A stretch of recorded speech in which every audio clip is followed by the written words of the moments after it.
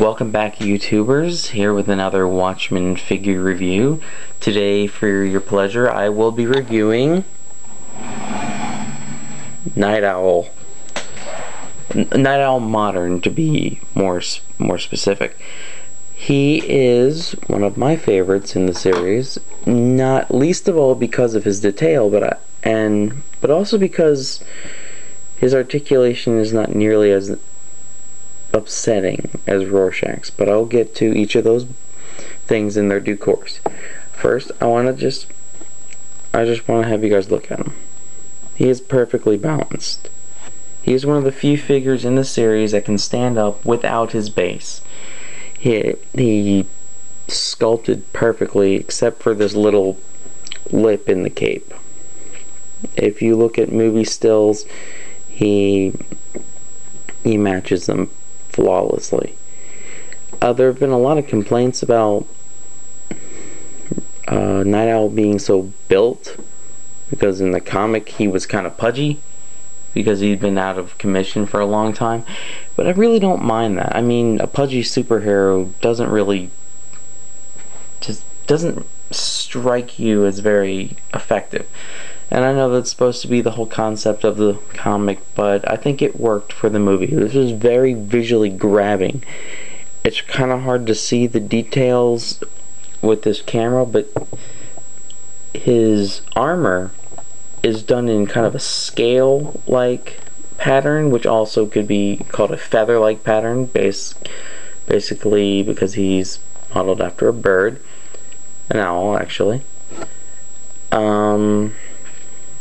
And his plating, just like I said, the different parts of his armor are sculpted perfectly to match the movie stills.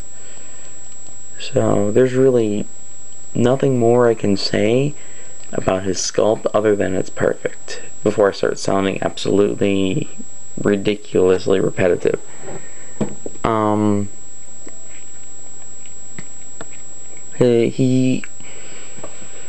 I'm going to move into his articulation, because that I can get a little bit more in depth with.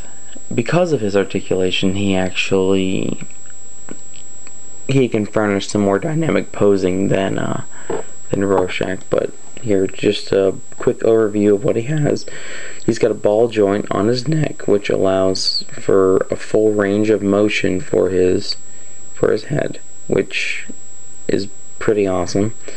And he also has ball joints in both of his shoulders, which again allows for a full range of motion of the arms, which again is what Rorschach should have had. Now, I don't have this figure. There's Nite Owl Classic. He has a ball joint as well in his shoulder, and it looks like he's still wearing the t-shirt or polo shirt that he wears in the movie, if you are familiar with his costume.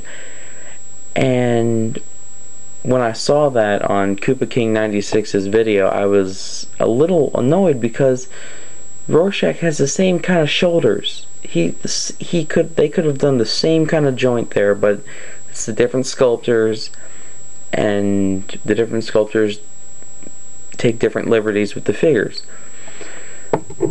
And that's just unfortunately something we're all going to have to deal with as collectors. The elbows are pin joints, same with Rorschach, which allows for acceptable elbow movement. And you got cut joints for the wrists, again, a very limited but acceptable movement. You got pin joints for the knees. And here is a little bit upsetting, but he has a basic Y joint for, his thigh and pelvis region, but it only goes up like that, doesn't really do much. And if you lift this leg, this little crescent moon shaped belt buckle or gadget, whatever it happens to be, falls off, and then it takes like 20 minutes to find it, which I can tell you is a little annoying. But that aside, I love this figure. I think he is flawlessly detailed. His paint, there's some paint scuffing, but I think that's just with mine. And this lip is again, I think just with my figure. So I would rate this guy a 9 out of 10. I don't feel he's a perfect figure. I do feel that he's very near as perfect as you can get. This little belt thing takes a couple points off because it's not a true accessory, so it should just be sculpted on. But it's not annoying enough to really mark him down.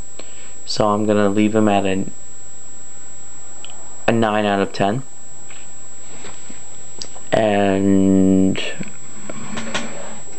I'm just at a little over 5 minutes right now, so I can't do another one, or I wouldn't be doing the figure justice. So I'm going to say goodbye for now and come back with another video shortly.